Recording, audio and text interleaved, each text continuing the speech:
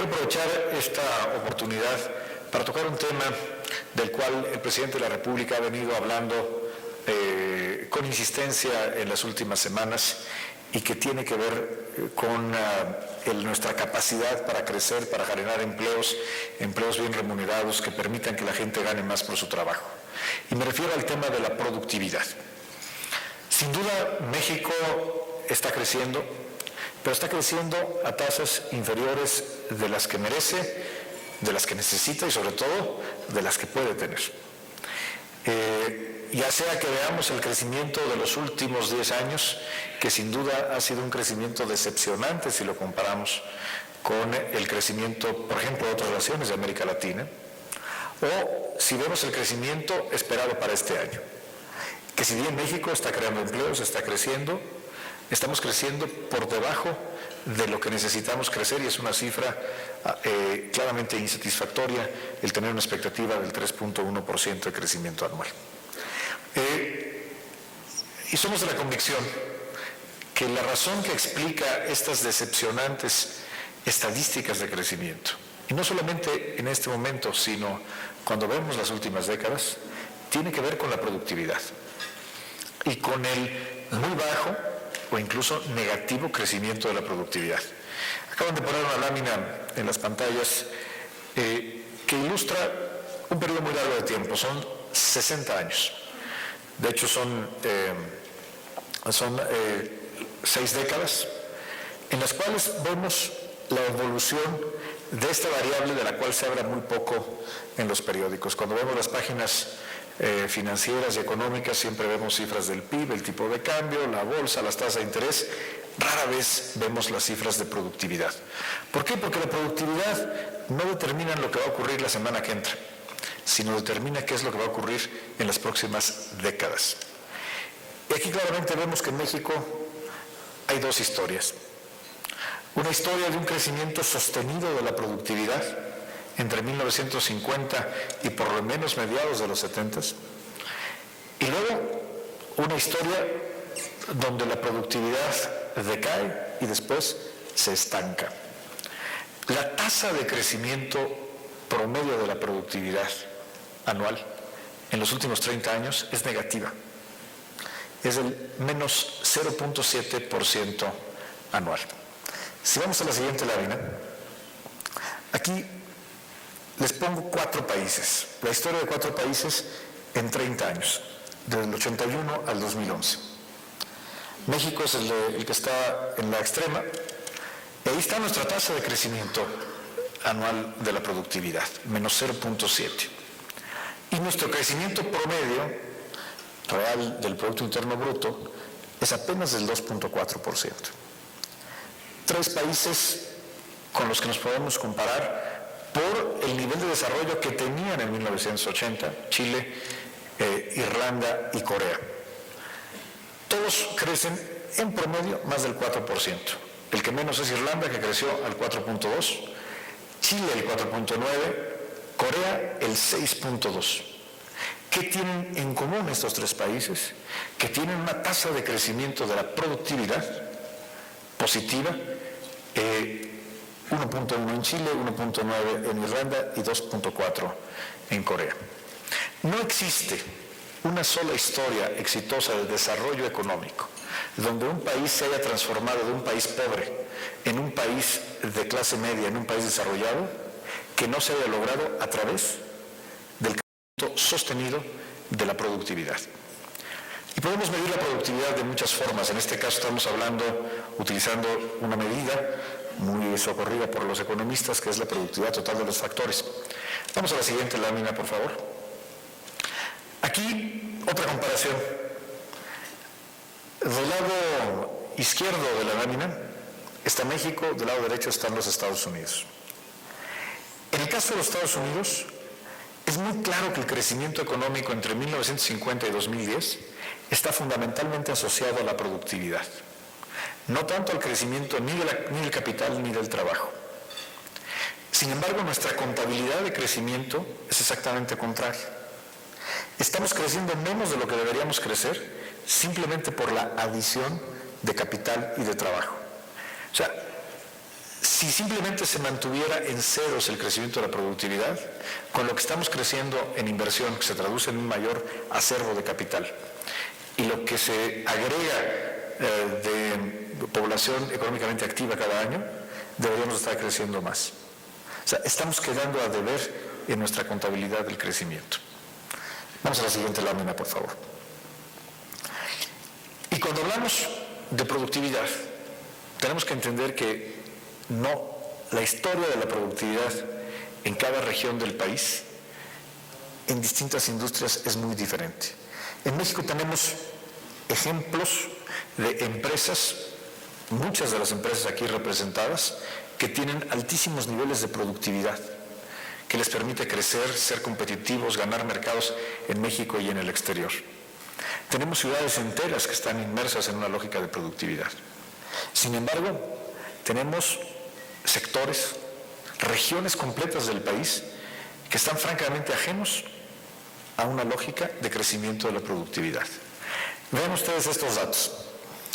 En las primeras columnas del lado izquierdo medimos el diferencial de productividad, en este caso es la productividad de la mano de obra, entre los 10 estados donde la productividad es más alta y los 10 estados donde la productividad es más baja. El diferencial es de 2,5 veces. Es decir, tenemos una brecha de productividad entre los 10 estados más productivos y los 10 estados menos productivos, que es enorme. Y ahora veamos en esos mismos grupos de estados cuál es la brecha en 2 indicadores claves. Primero, informalidad. En los estados donde la productividad es más baja, el 73.8%, es decir, prácticamente 3 de cada 4 personas están en el sector informal. En cambio, en los estados más productivos solamente la mitad, es decir, tenemos mucha mayor formalidad donde tenemos mayor productividad, o viceversa, donde hay mayor formalidad hay mayor productividad. Y por supuesto, y esto es lo más importante, esto tiene un impacto directo en la pobreza. Los estados más productivos, donde existe mayor productividad de la mano de obra, es donde tenemos la menor incidencia de pobreza, que sigue siendo muy alta, 33% de la población. Sí, pero los estados donde tienen los menores índices de productividad laboral, la pobreza alcanza prácticamente a 2/3 partes de la población. Es decir, no se trata solamente de elevar la productividad en promedio, sino de lograr que la productividad crezca en todas las regiones del país, que alcance a las grandes mayorías. Por eso el presidente de la República habla de democratizar la productividad. Es decir, que la pongamos al alcance de todos, que generemos condiciones para que no importa si se está en Monterrey, en Tijuana o en León, o si se está en Tuxtla Gutiérrez, en Tlapa, Guerrero o en Uruapan, Michoacán, tengamos las empresas, sus trabajadores, tengan las condiciones para poder ser más productivos y competir exitosamente en una economía globalizada. Las brechas de productividad no solamente se dan regionalmente, también se dan entre sectores. Y si vamos a esta lámina, la siguiente, lo vemos con toda claridad. La productividad laboral en el sector manufacturero es 6 veces más alta que la productividad en el comercio al menudeo, en el comercio minorista. Y así podemos ver cómo la construcción tiene mejores índices de productividad, prácticamente el triple, que la que tiene, por ejemplo, los hoteles y restaurantes. Es decir, la brecha de productividad no solamente es regional, también la tenemos entre sectores. No es de extrañarse que la industria más expuesta a la competencia internacional, que es la manufactura, sea también la que tiene los mayores niveles de productividad. Si queremos elevar la productividad y sobre todo si queremos democratizar esta productividad, tenemos que abordar muchos temas que no se van a resolver con una sola reforma o con una sola acción de gobierno. De ahí la importancia de entrar con una gran energía y con gran convicción a una agenda de profundas reformas económicas, que es lo que está haciendo el presidente Enrique Peña Nieto y es lo que está inscrito en la agenda legislativa del Pacto por México. El común denominador de las reformas económicas que promueve el presidente de la República es que son reformas que impulsan la mayor productividad y democratizan la productividad. Sin duda, la reforma laboral, que permite una mayor flexibilidad en el mercado de trabajo, y por supuesto, tal vez la más trascendente de todas a la larga, que es la reforma educativa, permitirán elevar los niveles de productividad y hacerlo de una forma equitativa para toda la población y todas las regiones. Pero también lo es el caso de la reforma en materia de competencia económica, incluyendo el sector telecomunicaciones. Sin duda, si queremos democratizar la productividad, tenemos que poner en el centro de la política pública a las pequeñas y medianas empresas, que son hoy las que tienen los insumos más caros y que enfrentan las consecuencias de mercados cerrados y de mercados en los que prevalecen prácticas anticompetitivas o incluso monopólicas. De ahí la importancia de tener una profunda reforma en materia de competencia, de ahí la importancia de una reforma en telecomunicaciones que permita tener servicios de mejor calidad en oferta suficiente y sobre todo más baratos. La reforma financiera es una reforma que va también en esta dirección. Es una reforma que lo que busca, en términos sencillos, es que haya más crédito y que éste sea más barato.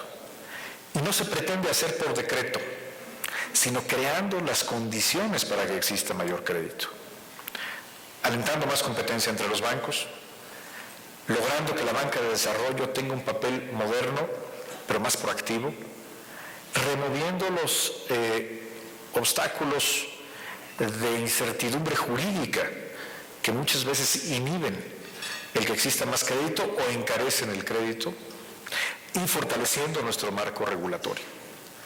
Es una reforma jurídicamente amplia, son 13 iniciativas, 34 leyes, que ya se está discutiendo en la Cámara de Diputados, pero que tendrá, sin duda alguna, como beneficiarios principales a las pequeñas y medianas empresas. Tengo que mostrarles esta siguiente lámina. Esta lámina muestra un contraste muy evidente entre quién genera el empleo y quién recibe el financiamiento. 74% de los empleos en México son creados por micro, pequeñas y medianas empresas. Sin embargo, estas reciben solamente el 15% del financiamiento. No me cabe la menor duda que la banca mexicana, y Bancomer no es la excepción, están con gran energía buscando penetrar con éxito este segmento. Pero los esfuerzos van a ser siempre limitados si no creamos un entorno institucional y jurídico que permita remover los obstáculos que hoy existen y que encarecen el crédito a las pequeñas y medianas empresas. Sin duda, democratizar la productividad incluye democratizar el crédito, incluye abrir el crédito para las pequeñas y medianas empresas. Y la agenda de reformas que ustedes conocen, que promueve el presidente de la República, incluye otras cosas que también van en esta dirección. Sin duda, la reforma energética, lo comentábamos ahorita en la mesa, es una de las que tiene un mayor potencial de detonar crecimiento y creación de riqueza para México. Pero la reforma energética será exitosa si logra un propósito fundamental, que asegure acceso a energía suficiente y de bajo costo para las empresas mexicanas, para el aparato productivo, particularmente para las pequeñas y medianas. Para eso queremos hacer una reforma energética. Y por supuesto también, como lo ofreció en su campaña el presidente Enrique Peña Nieto, para que las familias mexicanas paguen menos, por ejemplo, por su recibo de luz. Pero eso otra vez no lo vamos a hacer por decreto. Tenemos que generar las condiciones económicas que hagan que esto sea sostenible. En México tenemos los recursos. Lo que tenemos que hacer, como lo dice el presidente, y lo dijo desde antes de ser candidato, es ser prácticos, quitarnos algunas ataduras ideológicas del pasado y hacer los cambios que México tiene que hacer. Sin duda alguna, la reforma hacendaria jugará también un papel importante para impulsar la productividad si logramos el objetivo principal. Primero, que sea una reforma que genere incentivos claros para estar en la formalidad. La informalidad no es una decisión de vida, la informalidad es una decisión económica que las personas y las empresas toman porque eso es lo que les conviene. Tenemos que tomar decisiones que modifiquen el entorno de incentivos de quienes hoy prefieren estar en la informalidad. Y mucho tendrá que hacerse a través de la reforma hacendaria. Y sin duda alguna necesitamos que la reforma hacendaria simplifique nuestro régimen fiscal, que a lo largo de los años, a través de reformas sucesivas, se ha hecho cada vez más complejo y que requiere, para darnos competitividad, particularmente, otra vez, a las empresas medianas, a las empresas pequeñas, requerimos un sistema más simple. La reforma hacendaria, como ustedes lo saben, está programada en el Pacto por México para el segundo semestre de este año y no tengo la menor duda que será un asunto ampliamente discutido por el Congreso de la Unión y por toda la opinión pública, incluyéndolos a ustedes en los meses del otoño. Todas estas reformas tienen un propósito común, que es ir a las condiciones estructurales que han impedido que en México tengamos una mayor productividad. Y lo tenemos que hacer protegiendo lo que hemos logrado a lo largo de los últimos años, que es la estabilidad económica. Nada destruye riqueza, nada genera más inequidad que una crisis de inflación, de devaluación, como las que México vivió en el pasado y que hoy, afortunadamente, hay ya una generación de mexicanos que solo las conocen en los libros o por lo que les contamos nosotros. Tengan ustedes la convicción de que el gobierno de la República que encabeza Enrique Peña Nieto habrá de seguir por la ruta de la estabilidad, protegiendo el equilibrio en las finanzas públicas, haciendo un manejo responsable de las finanzas nacionales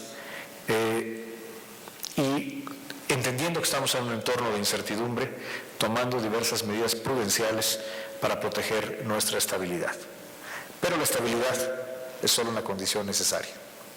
Tenemos que dar los pasos que siguen y esos pasos son la productividad.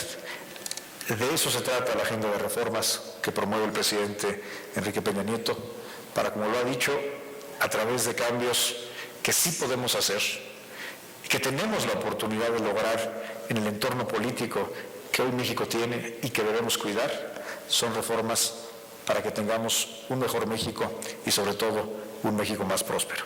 Muchas gracias y muchas felicidades.